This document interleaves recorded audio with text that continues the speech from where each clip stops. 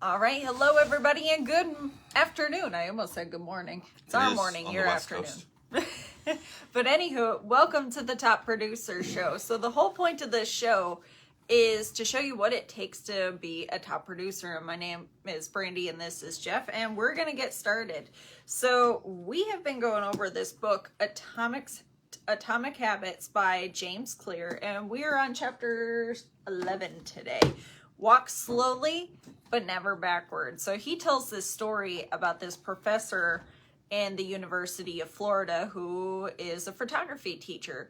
So what he did is he split up, for the first semester, he split up the students from one room and the other. The first students had the assignment of taking as many pictures as they possibly could. So it was all about the quantity of the photos that they produce. And so if they produced 100 photos, they would get an A.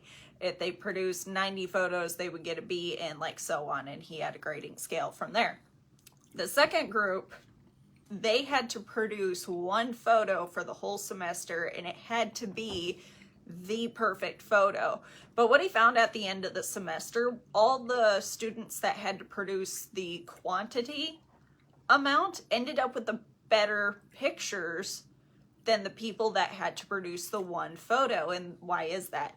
They had to work on perfecting their skill, and just by the action of taking so many photos, they got to practice and mess with different lighting, like how do we make this look better. They had so much practice, eventually they did get better. Now, how does that apply to network marketing? So this is very common in network marketing, where people get so caught up and I need to prepare. I'm not ready. I need to listen to this one more time. I need to listen to this one more time. There's actually somebody that I was working with, and I gave them the exact instructions of what to go do, but he still would not go do it. And like a week later, I'm like, let's check back in a week later. Let's see how you did. And he still didn't do it. And I'm like, well, why didn't you do it? I gave you the instructions of what to go do. Like, why didn't you do it? And they're like, well, I just need to hear it so many times until, like, over and over and over and over again until I get it. And I'm like, but you need to go do it.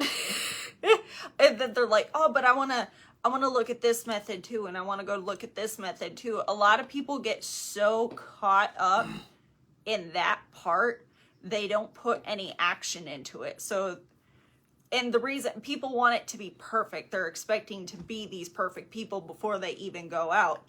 But if you look at anything else, like kind of go back to thinking about the first job you started, you were nervous, you weren't going to be good. You were like, oh my God, I don't know where everything is.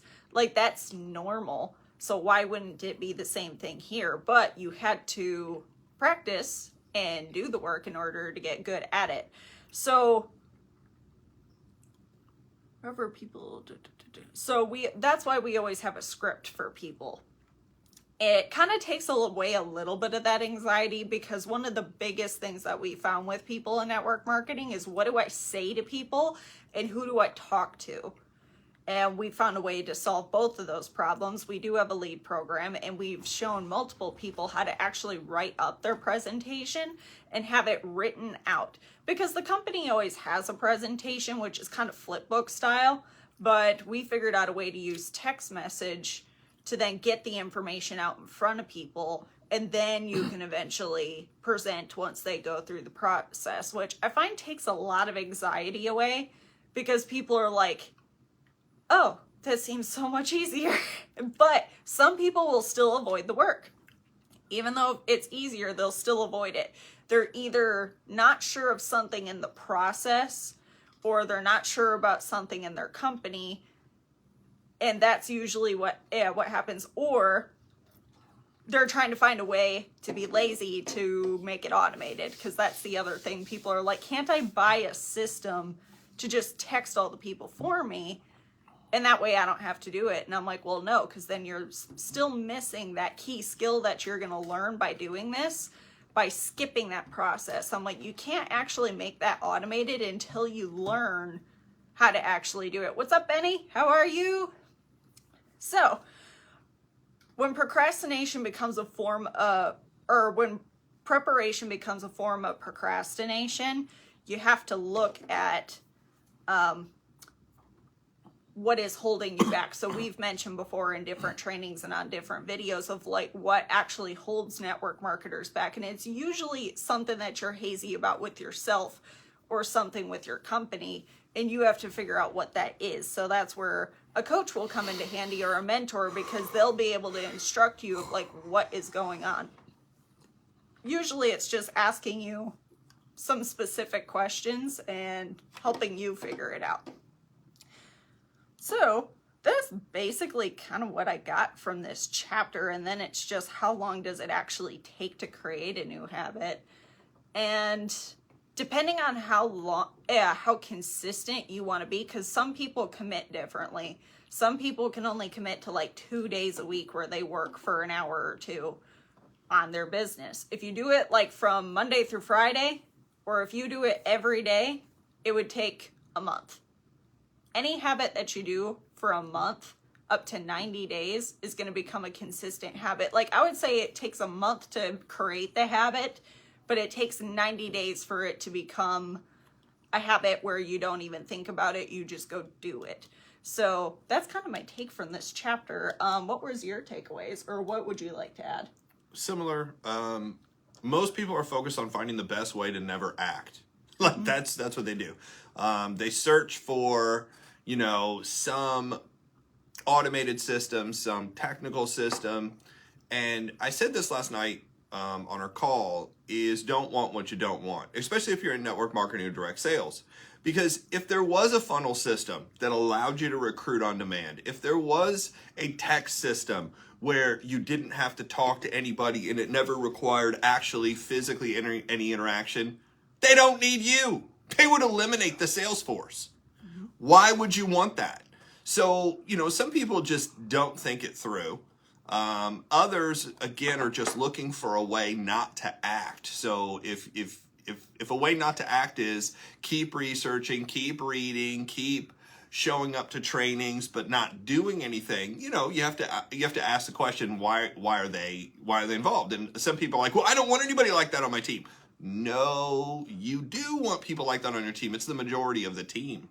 The majority of the people do not join to build. The majority of your team will join to belong. Belonging does not mean you're building. So you have to keep that in mind, and you have to do an evaluation. You have to understand personalities. James Clear goes on to say, motion makes you feel like you're getting things done. This is why people remain busy but unproductive. They spend their time doing stuff, organizing their shelves, putting all of their DVDs in order, which, most people aren't even listening to DVDs anymore, but people will still do it. When preparation becomes a form of procrastination, Brandy talked about this, you need to change something. When you realize you're just spinning your wheels and not getting anywhere.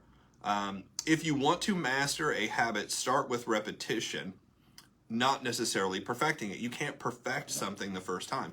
You just have to start doing it and then work on it. And I went through this last night on our training. When you're going to present to somebody, the very first person you want to present to is yourself. You just want to read it out loud. That's number one. So whether it's a real estate presentation, whether it's financial services, whether it's insurance, whether you basically practice that, you write it out and practice that. So, if it was, a new company, you're going to go over a couple things. Hey, this is my name. The reason why I got involved is blah, blah, blah. And this is a little bit about the company. This is when it started, how it started, blah, blah, blah. Here's the need we solve in the marketplace, or here's how we're better than the competition in the marketplace. The third is the product you actually sell. The fourth is, here's the commission structure and why it's good, why it's better, why I feel like it's a good fit for me. And last is the timing or the talent. The timing or the talent. Here are the people. Here's the reason why. The people that are involved here, kind of the testimonial behind it. That's what you want to go over. And you got to condense that into about 10 to 15 minutes. In 10 to 15 minutes, if you can get that across, it becomes, great. But then you got to present it to yourself. So you're going to read it out loud. Then you want to go to somebody that's, kind of has success, whether that's somebody in your direct line of sponsorship, if you're in direct sales, whether that's your manager or your district or your regional manager, if you're in, traditional sales. And then you want to go talk to your peers, people who are started out at the same level, and say, hey, let me read this, make sure it sounds good. Because then you've got feedback from everybody who's already in, who's positive about it, and you're going to feel more comfortable with it and go, okay, I got this down. Now I'm going to go out into the field and do it. How long does it take to create a new habit? It depends on the person, like Brandy said. Some people create a new habit the moment they think of the habit.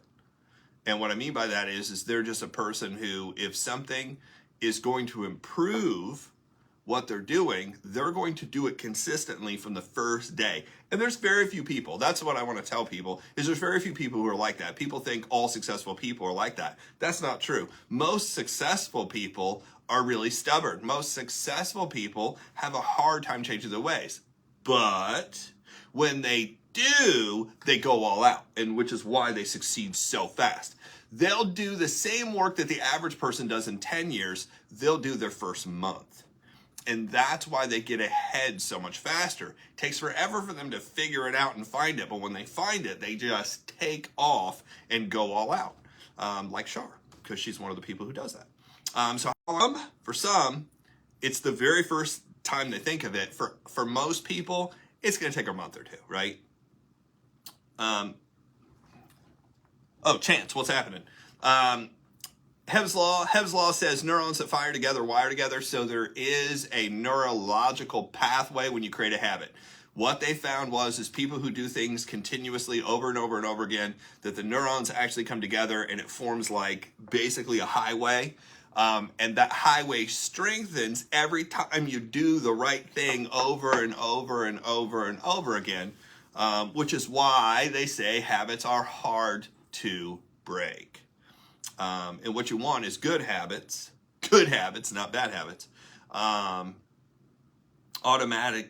Automaticacy is the ability to perform a behavior without thinking about each step, which occurs when he says non-conscious, it's subconscious mind. I don't know why he keeps calling it non-conscious. The subconscious mind takes over. When your subconscious mind takes over, you can do things on autopilot. So this is where auto-suggestion comes in from the book and Think and Grow Rich, where you just repeat something over and over again, you implant it, because that's the path to, if you want to implant stuff in your subconscious mind, you repeat it over and over and over and over again until it basically takes hold. It's different for every single person that I've seen, but as Tony Robbins says, the higher the state you're in when you say what you want to go into your subconscious, the easier it plants itself there, because we are both biological, and electrical and emotional. So you kind of have to combine the two. It's not how long does it take to form a new habit, but how many repetitions does it take? And that's what I was talking about, successful people. If it takes 21 repetitions, some people take that 21 repetitions and they'll spread it out over 10 years and they're like, I just can't create the habit. Of course you can't create the habit. There's too much confusion and distance in between you trying to create the habit. Where somebody who's like dead serious about it will do the exact same thing in 3 weeks, 2 weeks, a month. That's why they get ahead so much faster. This I'm going to stick my toe in it mentality, which is about 70% of the population, by the way. 70% of the population, hi Shamala, 70% of the population is fearful of change. They cling to safety. They cling to security. They cling to sameness. They want everything to remain the same. So when they're creating a habit, they're like, okay, I'll do it, but I'm going to go really, really, really slow so it doesn't inconvenience me, so it doesn't hurt, so I don't feel the change. But you're going so slow, you're never going to make the change. So for some things, you have to figure out, there has to be a healthy balance, right? And that's personality driven. The D-type personalities, they'll see something and they'll change it automatically. Mm-hmm. It's just that fast. Oh, this is better. Boom, I'm changing it. They don't have as much, just because of the way they're wired and their personality, they don't have as much emotional attachment to stuff. They just want the result. The I-type personality, you can tell them to do it, but they're not going to remember. and you're going to have to keep reminding them. They also can change on a dime and do it, but their concern is, how are other people going to think about this? What are people going to think about me? I'm like this. Now I'm like that. Oh my gosh, what do I do? If they can overcome that and they can see the benefit that people will like you more, by the way, that's the way to convince them. If anything, people will like you more. You'll be more attractive. You'll be more popular. You'll be more exciting. You'll be more influential. They're like, okay, done. I'm good. Yeah, that's what I want. Again, I talked about the 70%. And then the C-types are also very, very, very resistant to change. They like things in a certain order, in a certain way, always to go the same. Don't change the path. Don't change the pattern. I have my routine. Everything has its right way to do, right place. I don't know if you know anybody like this. This is about 17% of the population. So if you take 17% of the population and you take the 69% of the population that's same, you have more people resistant to change than less people. You have more people resistant to turning things around than the people who are ready to make the change automatically. So you really want to understand how personalities work, because it's going to be so much easier for you to get change to happen. You're going to have to formulate that in 4 different phrases. You're going to say the same thing, but you're going to say it 4 different ways. That way you hit each one of the personalities and show each one of the personalities the benefits of making it easy, the benefits of making the change, the benefits of what it's going to mean to them.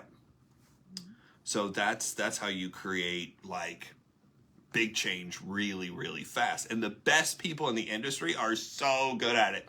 One of the guys I was listening to the other day, they did $200 million in sales for his company.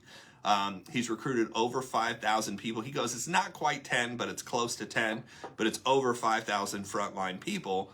He's like, guys, you have to realize you're not talking to yourself. You're not talking to yourself. You're not training yourself. You're not working with yourself. You're working with all these different personalities. You're working with all these different backgrounds. You're working with different sexes. And you have to keep that in mind whenever you're trying to make a habit or make a change for your entire organization. But who's the first person who has to make the change? You. You do. If you want something to change and if you want people to follow, you have to not only do it, but you have to prove it works and consistently keep doing it, or people wonder, well, he's not doing it. Mm-hmm. So you give them an excuse not to do it. So that's what I got. It was a great chapter, as always. I'm several chapters ahead in this book right now, and look forward to finishing out.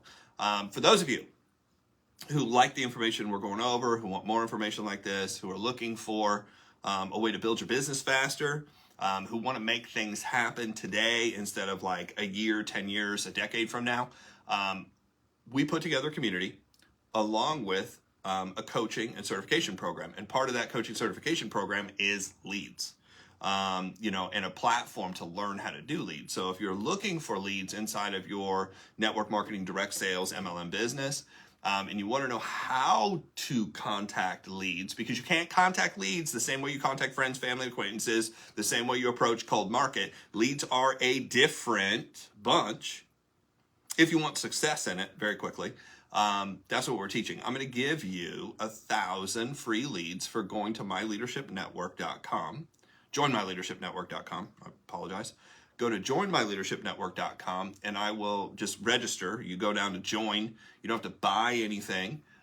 If you join, we'll shoot you over an email and then send you 1,000 free work from home business opportunity networking leads. And we're going to talk to you about how we're contacting so many people. So I appreciate everybody for being on. To Brandy. All right. We are here Monday through Friday at noon. And also these videos are going to be uploaded to YouTube. So everybody who is watching us here on Facebook and everybody watching us on Instagram, you'll be able to rewatch this on our YouTube channel, which is the Top Producer Show. So you want to make sure that you go subscribe to there. And for our company, My Leadership Network, we do have an Instagram and a TikTok that you guys can go follow too, because we are going to be posting small trainings there as well. So you want to make sure that you go plug in onto those platforms. So with that, that is what we have for you guys today. And we will see you tomorrow.